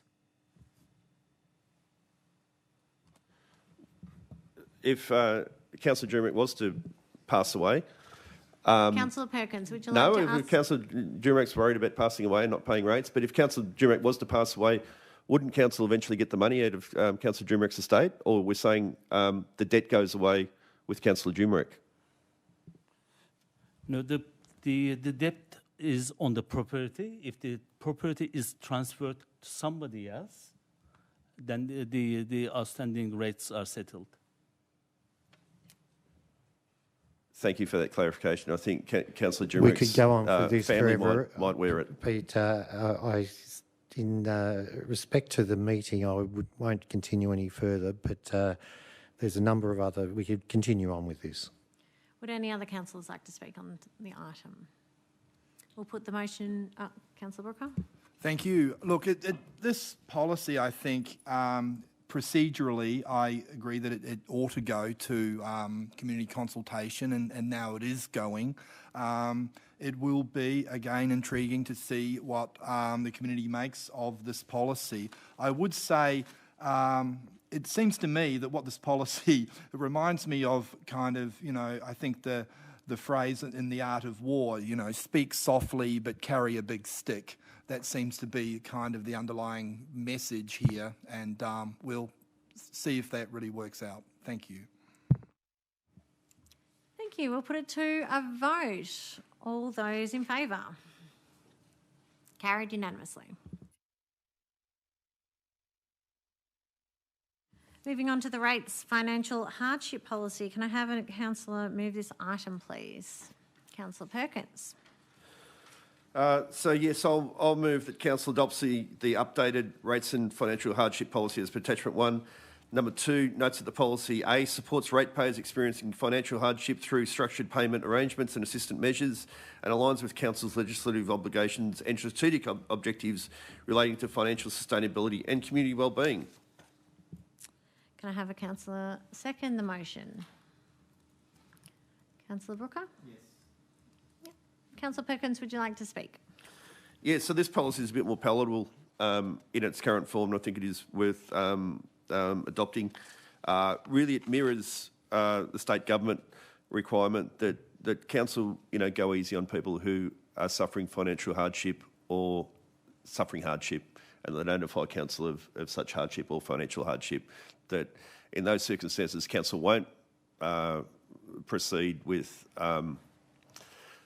Section 181 of the Local Government Act, which potentially allows council to sell the property, and also, I would say, wouldn't proceed with any approach to bankrupt you if the previous policy that we spoke about does end up getting adopted. But it might not get through. We'll see how that one goes. But the financial hardship policy, I've no issue with it. Officers have committed to include the rates financial hardship policy as an attachment to when they go out in consultation with the SPURP or the SERP, whatever it is, the SPURP, the SPURP, SPURP. So I think having this policy and the SPURP hand in hand, it's the yin and the yang sort of thing. So we can sort of say, well, council has got powers given by the state government to, potentially sell your property if you owe council money. But also there's some other state government protection that sort of says, well, if you're suffering from financial hardship or hardship, those powers aren't available to council. Thank you. Thank you. Councillor Brooker. Yeah, thank you, Mayor. This policy is a response to the new ministerial guidelines for the payment of rates and charges from December 2025. I suspect it's actually a government response to current, I'll call them political pressures around the cost of living. But the policy describes hardship and financial hardship, and they are defined in the policy. In those circumstances, assistance can be provided via flexible payment arrangements. And I note that when a payment arrangement is active and being complied with, that there is no recovery and enforcement action, and no interest will be charged on the outstanding amount. There is the deferral of rates charges under the limited circumstances described. They can cause hardship and they are time limited, and interest is not charged during the deferral period. There's also a waiver of interest of rates, interest and charges, but only in the most exceptional circumstances, and you think bushfires or state or Commonwealth government emergency events. The policy goes on to say how to apply for hardship, financial hardship, and how legal action is used. So my advice for residents meeting the criteria for hardship or financial hardship is to engage council on a tailored payment plan as described based on the residents' capacity to pay. Thank you. Would any other councillors like to speak? Put the motion to a vote. All those in favour? Carried unanimously.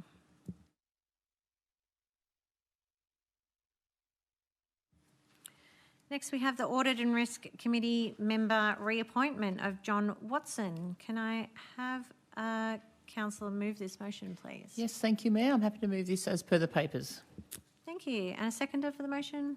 Yes, thank you, Mayor. I'd like to second that motion. Thank you. Councillor McKay, would you like to speak? Yes, please, just briefly. So we have an established independent audit and risk committee here, which is part of the Local Government Act, to support council in oversight responsibilities related to financial reporting, risk management, maintenance of sound systems of internal control, assurance activities, internal and external audit, and council's performance in regards to legislative and regulatory compliance with codes of conduct. And it acts in this capacity by monitoring, reviewing and advising on issues with scope of responsibility. It has no executive authority and no delegated financial respondents. And there are 3 independent members that work with us alongside 2 councillors, of which I am one of them. And so we would like to endorse John Watson, who is the current independent chair. Thank him for the work he's done so far, and look forward to working with him in the future and extending his tenure for a further 3 years. And this will be great to sort of maintain continuity, stability and corporate knowledge within the committee. Thank you. Councillor Demerick, would you like to speak? Yes, I'd like to support Councillor McKay on this one. John Watson has been a fantastic chair of this committee for a considerable amount of time. He brings a steadiness, a very wise head and a great deal of experience to it. He is well aware of what is going on in and around the Nillumbik Shire and the local government areas in Victoria more broadly. He does sit on a number of these committees. As Councillor McKay said, it is an advisory committee, but it's an advisory committee whose recommendations are taken extremely seriously into all of our areas which involve finances and where our risks are. They move across an extremely broad portfolio, and again with specialists in areas, and the sitting mayor and deputy mayor working with them. So I think in bringing that together, he's done an excellent job, and another 3 years would be a great outcome for this council. Thank you. Would any other councillors like to speak? I'd just like to say that I'm happy to support the reappointment of John Watson. I believe he's been with us for about 9 years, and so the continuity of his knowledge and experience and governance oversight within this committee is much appreciated, and we look forward to seeing him around for another 3 years, so if passed. So I'll put the motion to a vote. All those in favour? Carried unanimously.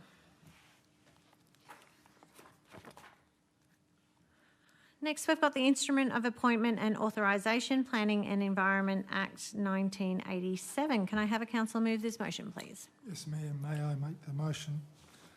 I'd like to make the motion per the papers, CMO 78. Thank you. Thank you, Councillor Cope. And a seconder for the item? Thank you. I will second that. Thank you, Councillor McKay. Would you like to speak, Councillor Cope? Councillor McKay? No, thank you. Any other councillors like to speak? We'll put the motion to a vote. All those in favour? Carried unanimously.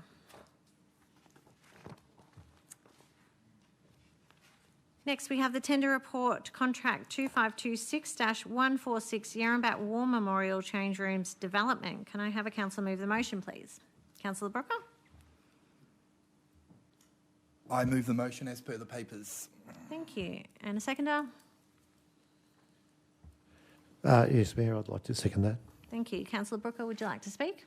Yes, I would. I am pleased that this project has now reached tender stage. To recap, funding for the project has been secured through 1, Nillumbik Shire, $901,103, and 2, the Thriving Suburbs Program, $901,103. A special call out to the member for McEwen, Rob Mitchell, who was at the funding announcement down at Yarramback War Memorial Park last November of 24. It is the federal government that has established the Thriving Suburbs program in the 24-25 financial year. The first round has funded 70 projects totalling $317 million. 26 of them were across Melbourne, and $129 million of that allocation went to Melbourne. It was set up to run across 3 financial years. But the central point is, I think, that without these shared funding arrangements, in this case 50% each, there would be very few substantial CapEx projects undertaken in Nillumbik. Our revenues are not that we can fund these projects ourselves, so assistance from the federal government is critical in progressing the social infrastructure that is very much needed by our residents. These change rooms are a response to increasing participation by women and girls in sports typically historically associated with men, being cricket and AFL football. To increase participation in these sports, which is the objective of many council, state and federal government policies, the first practical thing you have to do is provide change rooms for them to use. Without somewhere to change, all the lofty rhetoric about equal opportunity is just nothing more than an aspiration. Nillumbik and the federal government are providing the assets and not just the high-minded principles with these change rooms in Yarrambat. Our Rec and Leisure team were onto this opportunity very quickly in November of 24 in the first round of funding, so props to them. Knowing that when you have an Australia-wide focus, as these grants do, obviously the competition is going to be pretty hot.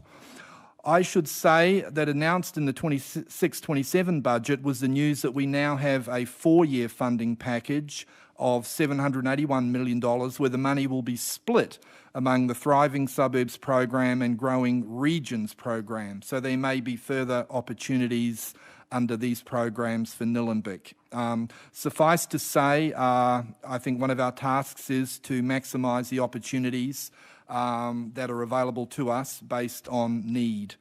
I also, there's been a little bit of back and forth about some other people contributing to the funding of this project. I do know it hasn't been locked in as yet, but certainly there is the Bendigo Bank have anticipated supporting this program as well. I don't think that quite the fine print has been done yet, but I want to acknowledge that in the event that it happens. And also the clubs down at Yarrambat War Memorial Park. It has been a long process. There has been active collaboration with the project team on design. We have had to undergo a cultural heritage management plan process and also deal with the typically Yarrambat issue of sewerage, as the area is not connected directly to main sewer, but thankfully the new change rooms as an appendum to the project will be. We have change rooms, we have storerooms, we have an umpire's room, a first aid rooms, toilets, shower. So April 27th is the expected finish date, if supported this evening. That would be an absolutely ideal outcome, because we're right now negotiating about temporary premises if the project is not, finished by that date. So if we can pass this tonight and get the contractor, absolutely down at Yarrambat War Memorial Park as soon as possible. Thank you. Thank you, Councillor Brooker. Councillor Demerica, would you like to speak? Yes, thanks, Mayor. I'd like to just recognise the work of the Plenty Valley Cricket Club and Yarrambat Junior Football Club that they've put into getting this, and the work that officers have done. It is a complex issue, and as councils get squeezed, it's going to be more and more difficult to take on these types of large-scale refurbishments and renovations as we move forward. And it really is important that we do partner with state and federal government to look at what funding opportunities are available. We've worked very closely with Rob Mitchell on this one to secure a large funding to again, this, you know, is not so much our growing suburb, but across the road, but we all have to sort of pull our weight, and that gives us a great leverage to use federal government to gain the ability to bring these things up to speed. As Councillor Brooker said, the uptick in women's football and women's cricket has really brought this to a point. And I think these facilities, as you can see from the papers, will make a huge change to how people interact with the social side of the club, and just the ability to change, to be able to go to a toilet in a respectful place would be a good thing. So I encourage councillors to see this tender through and look forward to a positive outcome for all of the clubs and the communities involved. Thank you. Thank you. Would any other councillors like to speak? We'll put the motion to a vote. All those in favour? Carried unanimously. Oh, Councillor Brooker, would you like to? Yes, I would. The resolution is that Council accepts a tender submitted by Black Sheep Construction Proprietary Limited for the sum of $1,320,043.39 plus $264,008.68 for contingency, exclusive of GST, as disclosed in Attachment 1, and enter into the following contract. And there's the details of the contract there. Thank you. Moving on to the informal meetings of councillors' records. Can I have a councillor move this motion, please?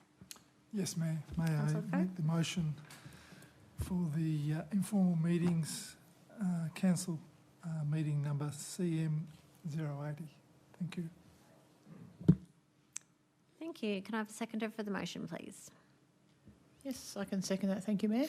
Thank you. Councillor Coate, would you like to speak? Councillor McKay? Just that this covering Recreational Trails Advisory Committee, council meeting pre-meet, councillor briefing, planning and consultation committee meeting pre-meet, and the councillor briefing are all in the months of June and July. Thank you. Any other councillors like to speak? We'll put the motion to a vote. All those in favour? Carried unanimously.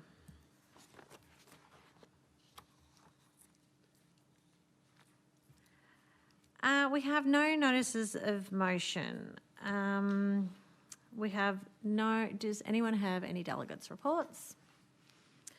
No supplementary and urgent business. No confidential reports. So we can close the meeting at 8:58. Thank you. Thanks for coming.